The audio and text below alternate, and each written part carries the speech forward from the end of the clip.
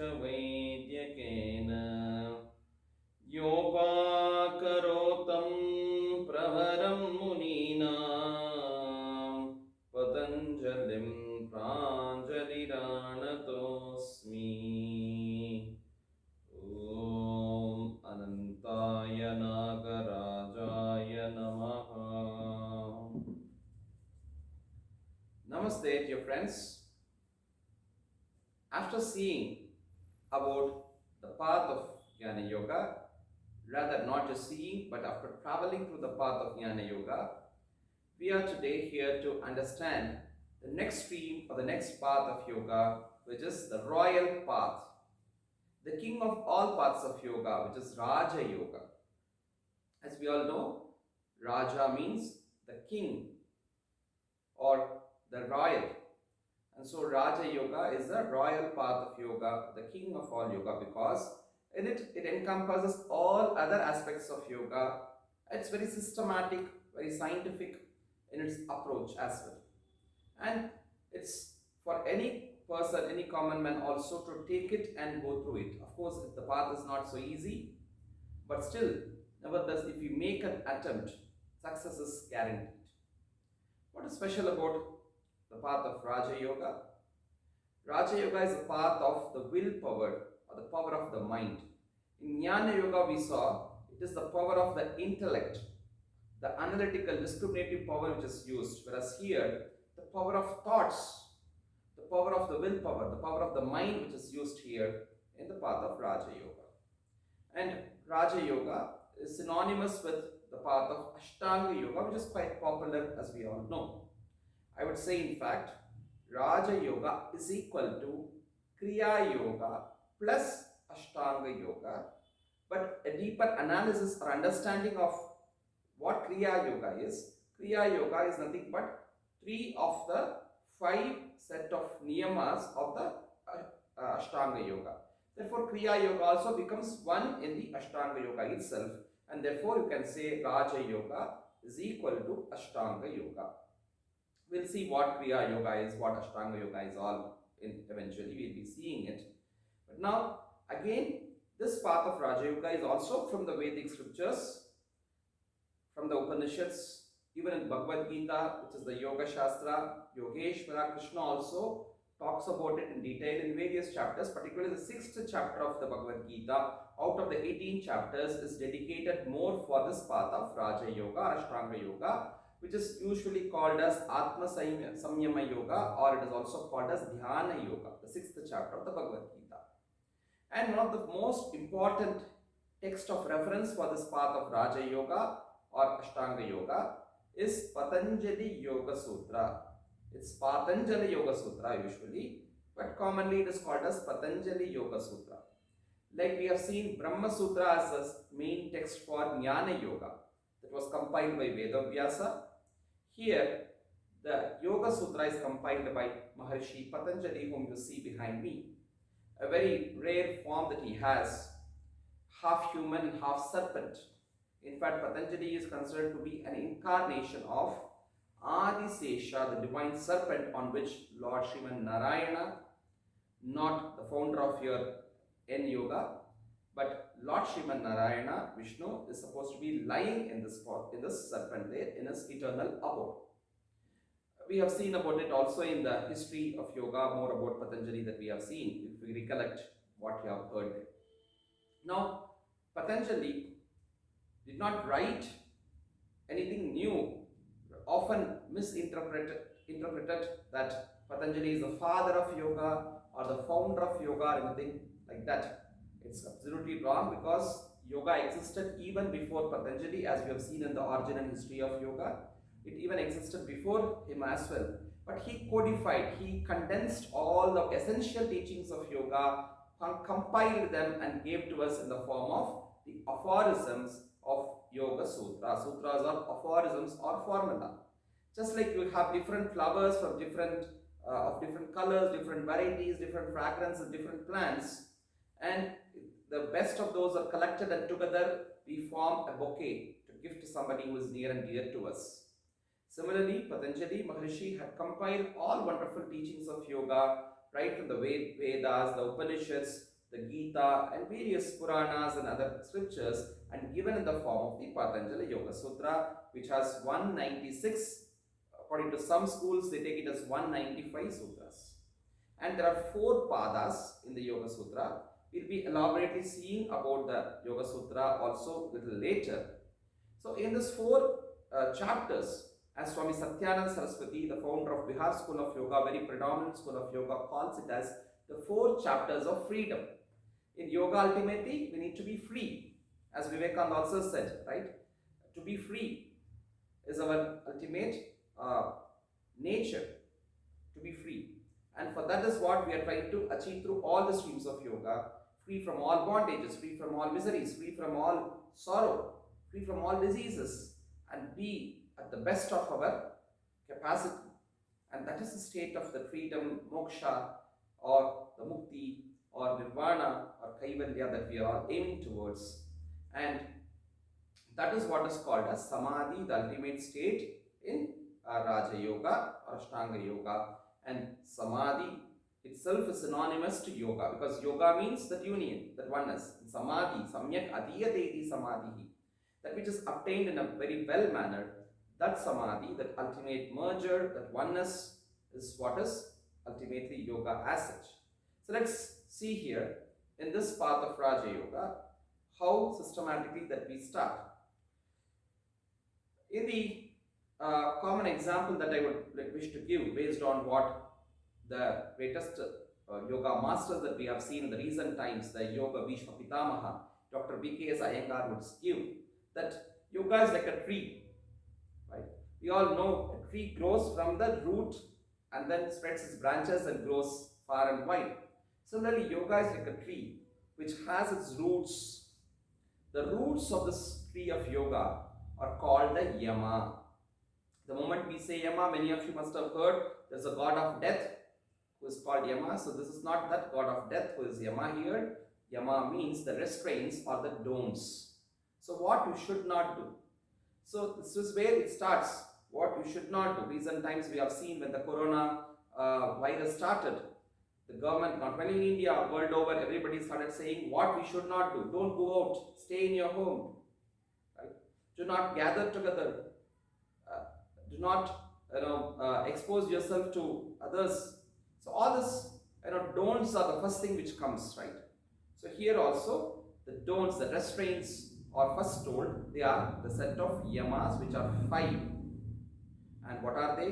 The first and foremost basic human value that is most important is that you should not harm others. So non-violence, do not harm others or hurt others, not just by action, by even by word or even by thought.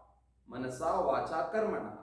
And this is the first and foremost yama, which is ahimsa. Second, do not lie. Do not have falsehood. So be truthful. It could be as well said as be truthful, but here Patanjali says it as do not be falsehood.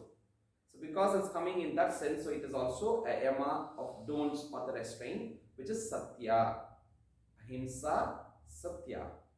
And third, ahimsa, satya, it is asteya, which is do not steal. Do not steal others what they possess. What is given to you should be happy with that. And next comes brahmacharya, which is do not indulge in the sensory pleasures. Have a restraint over there and have a control of mastery over your own senses and your own self. Brahmacharya also means going towards that ultimate consciousness state of Brahman. So Brahman, that acharana of that state of Brahman is called brahmacharya. It is also in a more important aspect in yoga, which is called celibacy. Celibacy, as we all know, is to not to indulge in unwanted pleasures of sex, and having the control of the complete sense of sense organs is what is celibacy here. So this also, the brahmacharya has different context and different meanings and different things. So here, in this context of the yama here, it means celibacy.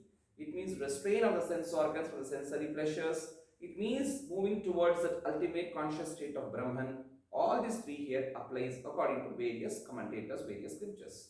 And after that, again, it is aparigraha, which is not to accumulate more than what is required. In a way, connected with asteya, do not steal what we are seeing.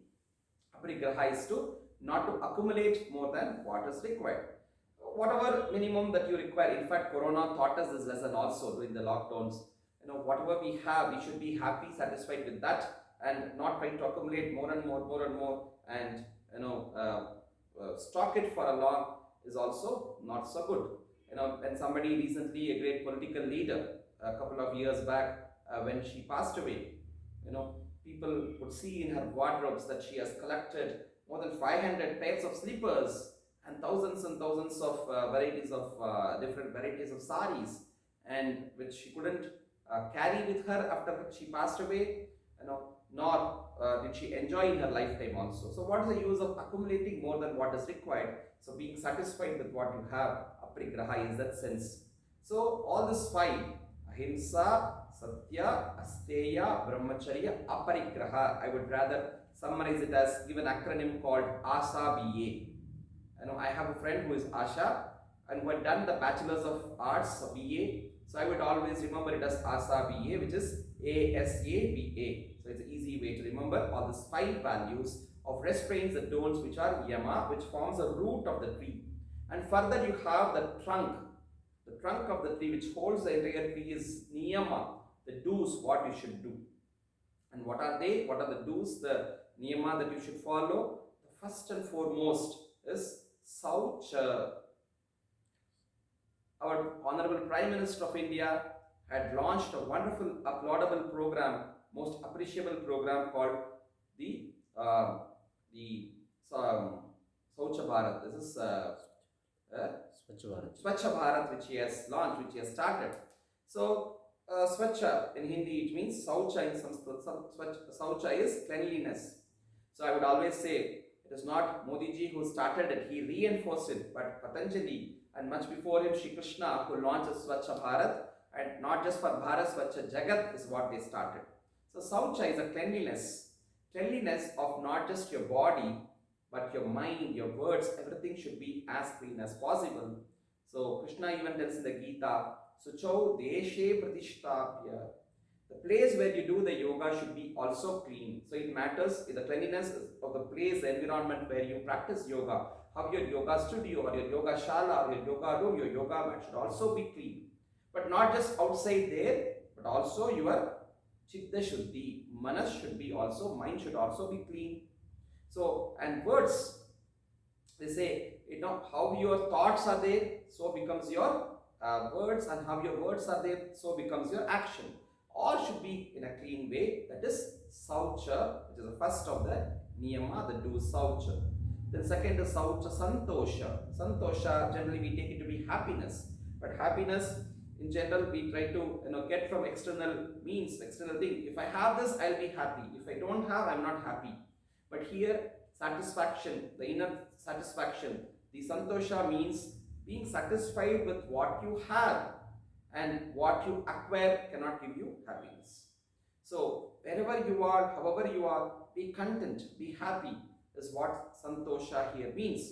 And through that you can obtain unlimited and unmeasurable happiness. So, Santosha Anuttama Sukha Labha, as Patanjali says. Saucha Santosha, Tapas, the third is Tapas. And here Tapas is austerity, penance, to forbear the heat. So things are not so easy in life. Life is not always a bed of roses. You may also have to walk upon the thorns which are there in the same plant of rose. So spirituality or the path of yoga is often called as walking on the razor's edge. So tapas is that austerity, penance that you have to undergo. It's nothing but forbearing the difficulties. Today people want everything at ease. They don't want to undergo the difficulty in life. So it's not like that. That which gives you a pleasure immediately, a pleasure instant, can put you into problem later. That's what is prayers. And like practicing yoga, practicing spirituality, studying, building up your career and building up your relationship, everything. It takes time to get into a steadfast happiness. In the beginning, you may have a struggle. Like students have to undergo the struggle to study. People who are aspiring for various positions in career have to undergo this struggle. Life is always like that. That you undergo the struggle, that hardship, then you face an enormous amount of happiness, satisfaction, peace in life later, right? So forbearing this hardship in life is what is tapas. So saucha santosha, tapas, and next is swadhyaya, often misinterpreted as self-study or studying on self-introspection.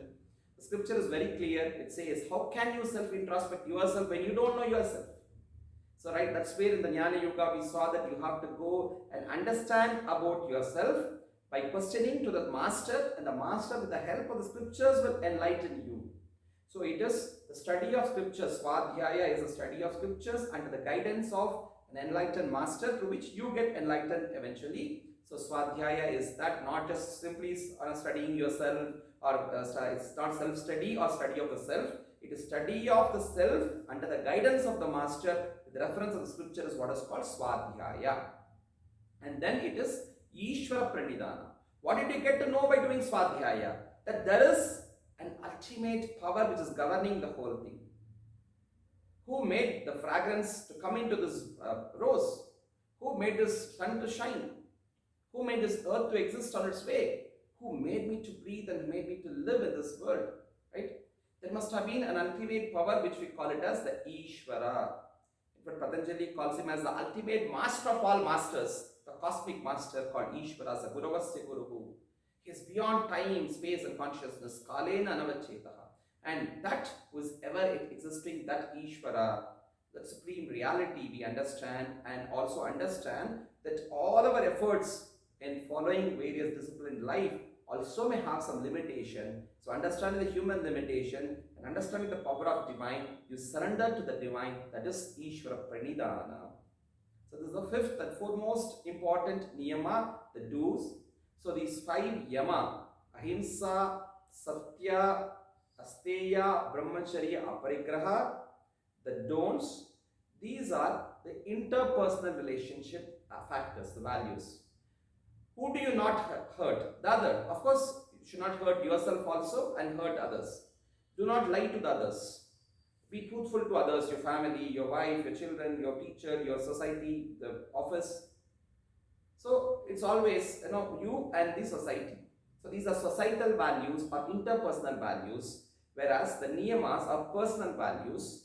It is for your self-growth, what you need to do. You need to be cleanliness, saucha. Be content within you, happy.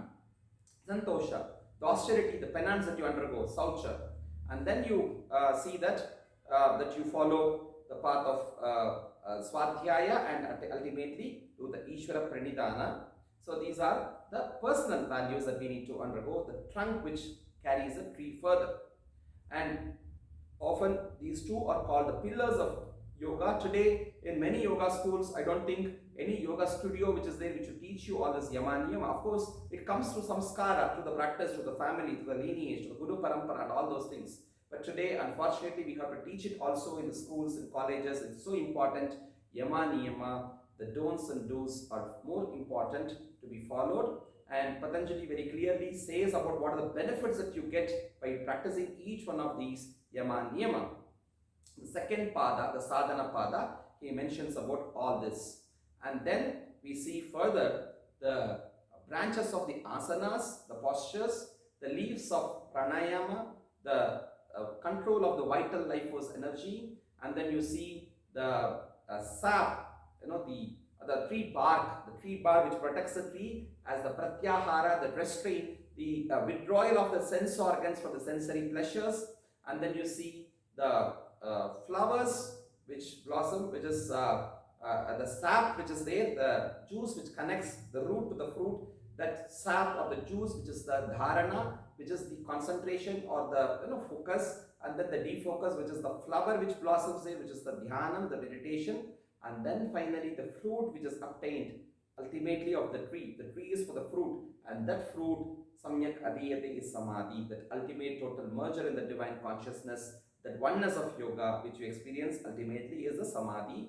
So these are the 8 limbs that you see elaborately today. We have seen the yama, niyama. Further limbs we will see in the subsequent classes. So yama, niyama, asana, pranayama, pratyahara, dharana, dhyana, samadhi. Yama the don'ts, niyama the do's, asana the physical postures, pranayama the control of the vital life force energy, pratyahara the withdrawal of the sense organs from the sensory pleasures, dharana the intense focusing, dhyana the defocusing which is the meditative state, and samadhi the ultimate state of merger, oneness with the divine consciousness. All this forms the 8 limbs of yoga, the Ashtanga Yoga. Ashtanga, when you say anga, when you say they are the limbs, they are not the steps. So all these are simultaneous. You can't wait that I will do yama for some time, then niyama for some time, then asana, nothing like that. It all are simultaneous. Like in the human body, the eye, the hand, the all limbs grow together simultaneously as a child evolves. As we evolve in this path of the Raja Yoga, Ashtanga Yoga, all these paths unfold themselves together and we grow to experience the path of this Raja Yoga or Ashtanga Yoga. So with this understanding, let's contemplate on this more, and in the next class let's try to see the other limbs of yoga, asana, and further to go deep into other limbs of yoga. Thank you. Namaste.